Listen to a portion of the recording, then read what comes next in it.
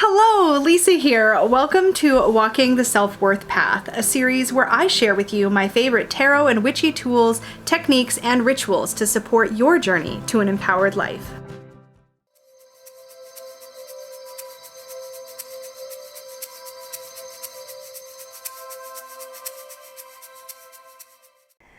So by now, if you've been following along with me as we walk the self-worth path, at this point in the journey, you've recognized that there are things about yourself, your life, your situation, your habits, your behaviors, things that you've uncovered that are suppressing your personal power. There are things that take you further away from who it is that you believe you are or who it is that you want to be. The ritual I'm going to share with you today is designed to help you engage with that and make a conscious commitment to do something different, to be something different, to invite something different into your life. The goal of this is to not quick fix anything. This isn't a band-aid, but this is a symbolic representation of the work of being better, of inviting better, and of taking your power back. So often when we uncover things about either ourselves or people or relationships in our lives that are no longer serving us, usually some kind of mixture of all of the above, we can feel really drained and disheartened and discouraged. It can actually make us feel immobilized or frozen, as if we make any move, it's going to be the wrong move. This ritual is designed to free up your energy a bit, to allow you to actually engage with and be honest with yourself, with the things that you've uncovered, and consciously choose to release, to purge, to explore what you feel about those things, situations, relationships, people, behaviors, habits, what you feel about them, and then to consciously invite in a different way of looking at it and a way that empowers you. So I hope you'll follow along with this. I hope you'll enjoy or get something out of this experience or of watching how I ritualize this process. So I'm going to flip the camera around and share with you my ritual for taking your power back. I'm going to share with you all the tools that I would use for a working like this, that I have used for workings like this in the past, and just sort of walk you through the process. I want to be really clear that all you really need to do this ritual is a piece of paper, some way to destroy that piece of paper, obviously something to write with, and a way to responsibly dispose of your spell remains. So keep that in mind. I'm going to add a lot of extra boosters because this is how I like to do magic, but you might be different. So keeping that in mind, let's dive in. So for me to start with, I like to set a sacred space. So one of my favorite ways to create a container for magical work, to make it feel really safe, is to cast a circle. Now, these are my circle casting stones. They are made of Preseli bluestone. And what I use these for is to create a physical boundary around my work. And sometimes I will spread these out quite far and create a really large circle. But for the purposes of this working, I'm only trying to contain the work to a relatively small area. So I'm going to place these around my working space. They'll be out of sight, they'll be off camera, but they'll be there creating the holding place for the way that I personally cast a circle. So I'll do the casting circle part off camera, but I'm going to set these up now to protect the space. Having created my sacred space, now I want to invite tools and items into that space that I'm going to be working with. I don't need to keep everything in the space all at the same time, but I am going to have a few things here to boost the work. So to start with, I've selected a couple of crystals that I think will help me do this work better. So I have this beautiful selenite heart, and this is to invite healing and cleansing, which is a big part of this work. Remember, in trying to take back our power and doing work to take back our power, we really want to come at that from a space of compassion for self, compassion in general for the world, and to invite healing into that space. It doesn't mean that we're not doing tough work, but I don't need to be cruel about it. I want to keep it coming from a place of love. I also really like to work with smoky quartz when I'm doing this work, because I find that smoky quartz is really great at identifying and sort of capturing, in a way, sort of holding shadow. And since I'm really doing a kind of shadow work here where I really want to be able to keep the shadows contained, or I guess shed the shadows that are not serving me in this case, or the shadowy energy that's not serving me in this case, that is a really wonderful container for that. I tend to kind of sometimes think of smoky quartz as a little bit like the movie Ghostbusters and like the device, I forget the name of it, that they throw down to capture the ghosties. I kind of think of smoky quartz doing that sometimes, creating this like space to sort of draw out and hold on to some of that shadowy material. And then I will cleanse the stone later to clear it as well. Finally, and this is very personal to my own practice, I am inviting in a special amulet of strength and courage and protection that was gifted to me. And this is something that when I'm doing work like this now, I tend to pull in. This was made for me by a friend who knew that I was going through some tough stuff and just wanted me to have a reminder of my own fire and courage and strength. And this kind of work always calls for courage and strength. So I'm going to have that in my space as well. Finally, a couple of tools. So first of all, I'm going to just pull in, oh gosh, can we fit in the frame? Partly. So this is my magical or spell work based, I better move that smoky quartz or it's going to get knocked over. This is for any kind of magical petition writing that I do, any kind of spell work. I have this special set of parchments that I keep. A lot of these are leftover parchments from Witch's Moon or Witch's Roots boxes, and just other pieces of parchment that I've ended up with for various reasons, or pieces of watercolor paper, all kinds of stuff. So I always use these for petition writing. I'm going to take this really pretty piece here and pull it out. And I'm also going to pull out my writing set. Actually, I think I'm just going to pull out what I need. So usually, actually no, I'm going to pull out the whole tray. Usually I pull out the whole tray, so I might as well. So I'm going to pull out the whole tray. So I have my paper and I have my tray. So this is just the little cup I'm going to use for water. This is my glass dip pen, fountain pen. So the only purpose I ever use this particular pen for is for petition writing, sigil making, anything with a magical intention. So it is something that is reserved specifically for that kind of work. And I actually did get this in a Witch's Moon box back in like 2019, I believe. So I'll pull that out. And then each of these different inks has a different intention written on it. So this is peace. This one is prosperity. This one is psychic. This one is enchantment. And this black one is protection. And I've also added here another purple ink that I keep in here. It's a little bit more indigo colored, but I keep that in case the psychic runs out. Also, I just love purple ink, so it's in there. So we're going to work with the protection ink. This is really common for me for this kind of work. In fact, a lot of my beefier work where I would do sigil writing and that sort of thing involves working with this ink. So what I'm going to do actually is just scooch over the inks that I'm not using, and I'm going to, this may look filthy, I apologize, it was in my, it just lives in that box. So I'm going to actually do my dipping into ink and into water in this tray just to protect my altar cloth. So I'm just going to set that over to the side. Let me put my smoky quartz back. So I'm going to just set this. It'll probably be just out of frame. Maybe a little bit will be in frame. No, it's going to be basically out of frame. That's fine though. So when I'm ready to start, I'll uncap that. I'm going to go put some water in this and I'll be right back. So the principle of this working is really quite simple. The idea is that we want to focus on what it is that we need to release, what it is we're trying to release. That can be something tangible or it can be something intangible. I have like black on me from messing with that bottle. So it could be a relationship with a specific person, which is a really intense way to do this kind of work. This could also be something a lot more intangible, which is I think where most of us would do this kind of working. So for example, insecurity or fear or hopelessness or frustration or whatever it is we're trying to dispel so that we can reclaim our power. Part of doing that process, in my experience, is recognizing both the value and the pain or grief associated with whatever that is.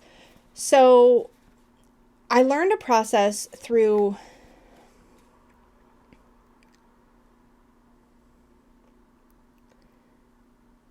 I encountered a really beautiful way to do the writing portion of this exercise, actually through a writing workshop that I had taken with Tanya Marcool, who is Thug Unicorn, or used to be Thug Unicorn. I think she's just Tanya Marcool now.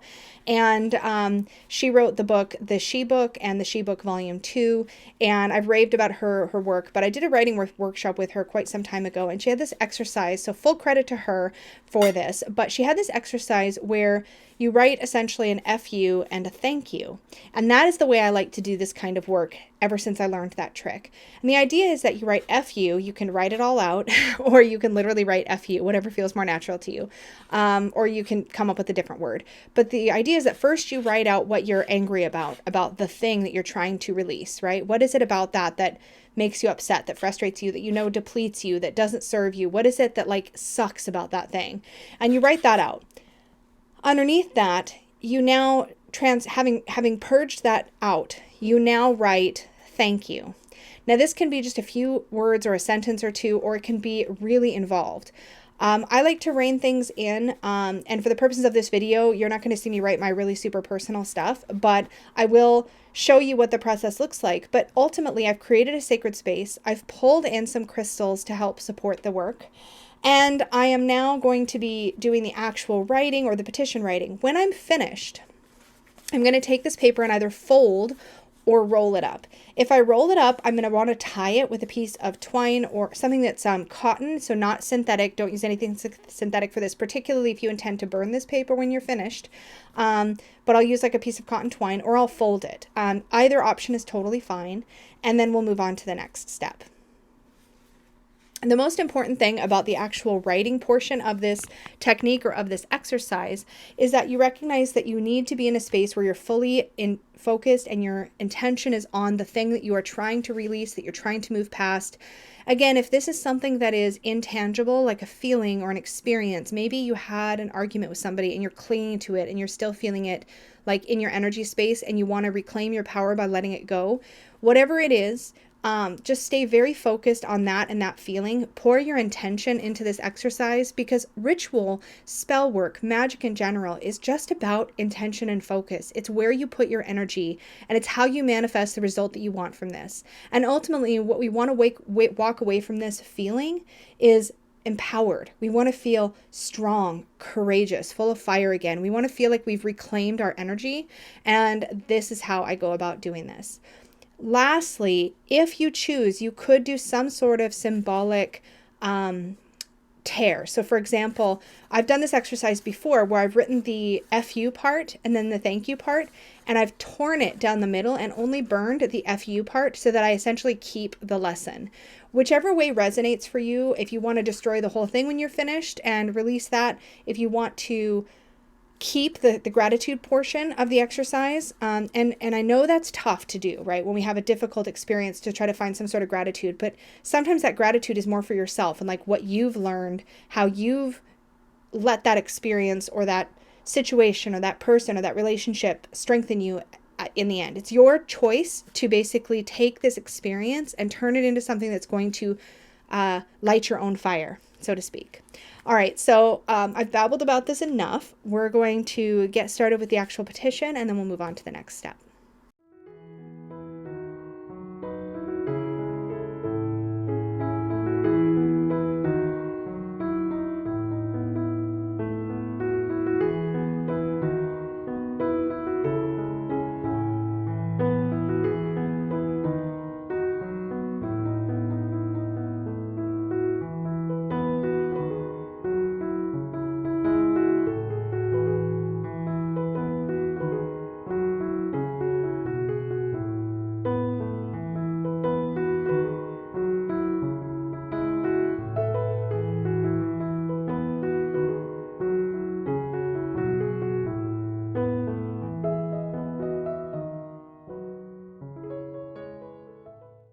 So now that my petition is finished, I have a choice to tear this down in half and destroy the top portion where I released my frustration or my anger, and then keep the bottom part, which I could then put in my book of shadows or my book of mirrors. I could hang it on a wall as a reminder of this working.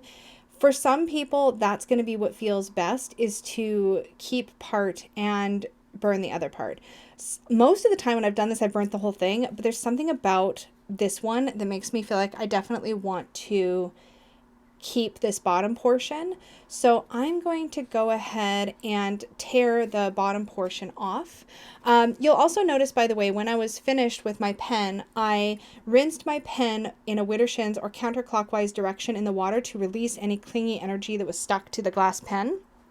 And then I capped my pen and my ink, not capped my pen, I capped my ink and set it to the side. So again, I'm going to go ahead and tear this. So I'm going to take my incense holder thingy here just to create an edge. And I'm going to go ahead and tear it. Perfect. So this can now live in my Book of Shadows or my Book of Mirrors. I'm going to set that to the side so that I can keep it. And I'm left with this piece. So I'm going to go ahead and just fold this into thirds on itself. Like so. Now what I want to do, because this is only the, actually I just thought of a beautiful idea. So I'm going to take this, the part that I'm folding, and I'm going to set it underneath my smoky quartz so that my smoky quartz can sort of draw out any of that icky stuff. And then I'm going to take my positive affirmation and stick it underneath my selenite heart here to absorb all of that empowering energy, all of that gratitude, and put it into something that I can leverage for my own personal growth. And then we're going to let that sit for a little while. I'm going to step away from this and we will come back and then we're going to complete the ritual. Okay, so for this next step, you're going to need a fire-safe container. If you are choosing to destroy the negative portion of your petition by fire, you're going to need a fireproof bowl or container. Do not ever use something that you cannot keep attended. It's actually best to put this in a safe fireplace or fire burning device. I don't have a fireplace, so I do a lot of work in my cauldron. It's just a little cauldron. It's burned a lot of petitions and it's very much imbued with my energy. I've had this particular one since I was about 19 or 20 years old, so I've had it for a long, long time. I also like to bring in some matches because when I'm doing this kind of work, for some reason matches just feel a little bit, okay, hold on.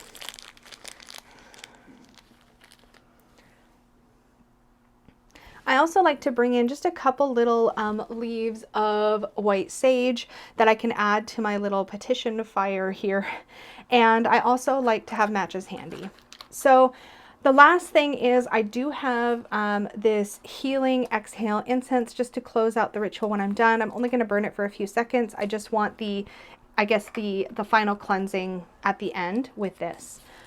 So that is what I'm going to do. Now you can shape and reshape this ritual any way you want, and I can't say that enough. Some people might not resonate with doing this with fire at all, and for some, this whole exercise might be better served using a Crayola marker and a little piece of paper toweling that is septic safe, or a little piece of toilet paper that you can then rip up and flush, or a piece of seed paper that you could then plant and turn in and like grow some flowers or something out of it.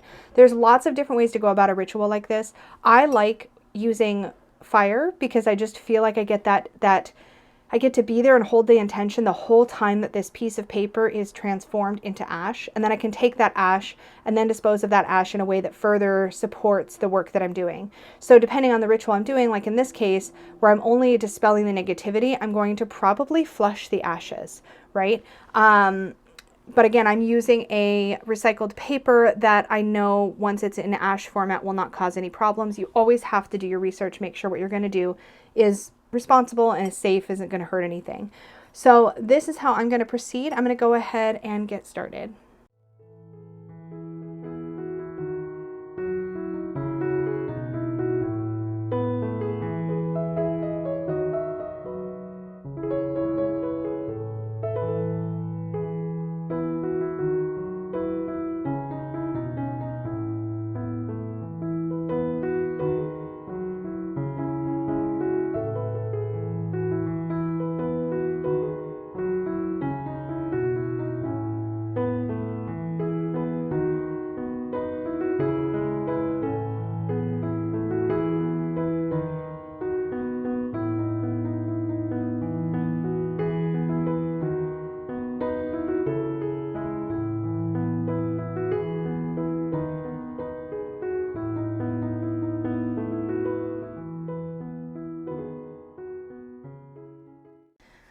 Now that this is fully out and I have burned my healing incense for a little while, dropped the ashes of that into this just to sort of dispel any lingering negativity that might be in these particular ashes, I feel pretty safe to dispose of these any way that I want.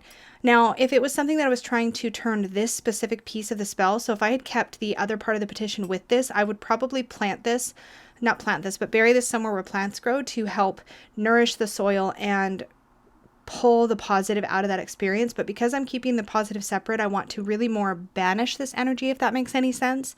So how I dispose of this will reflect that. You need to do what feels right for you. This is just me sharing my practice and how I would go about something like this. So as you could see, I tried to use the flame from the paper that was burning here to light that little teeny leaf of sage and then let that burn in there as well. I tried to do the same thing with the incense. I at least got it started in there, and then I had to boost it with my actual candle because the flame was dying down by that point. Again, a lot of this is intuitive. I just sort of go with what feels right, what seems to support the energy and the work that I'm doing. You really need to find your own path this way. I just hope that this gives you some inspiration and a jumping off point for doing this kind of work. Now I can take my little positive statement here, and I'm probably going to just set this on my altar with the selenite heart for a little while just to continue to hold this intention. Now, if you had a fireplace or a fire pit or someplace where you could put a larger piece of paper, then you could obviously do a lot more writing and put it in that same space. A lot of times spell work and ritual work is symbolic, right? You're setting an intention for what you're going to release, what you're going to embrace, and you're letting that work support the other work that you're doing in your life to move towards self-worth. This is just one simple thing I feel that really helps me to reclaim my power when I feel like something has been drawing it away from me. And I just find this incredibly, incredibly helpful. So I hope that this was helpful to you. I'm always curious to hear your feedback down below. If you have ways that you like to do this kind of work that look different, please share them, share your ideas, share your practices if you're comfortable in the comments down below so that other people can benefit by having more ideas and more things that they can try in their practice. And in this way, we can continue the conversation and really help and support one another. Thank you so much for joining me for this ritual to take back your power. I really enjoy you and appreciate you taking this time to be here with me for this process. I just want to say thank you so much. Please do remember to click like on this video if you enjoyed it. Subscribe if you're new here. Click the little bell to be notified of all my future videos. Thank you so much, and may your magic always shine from the inside out. Bye, guys.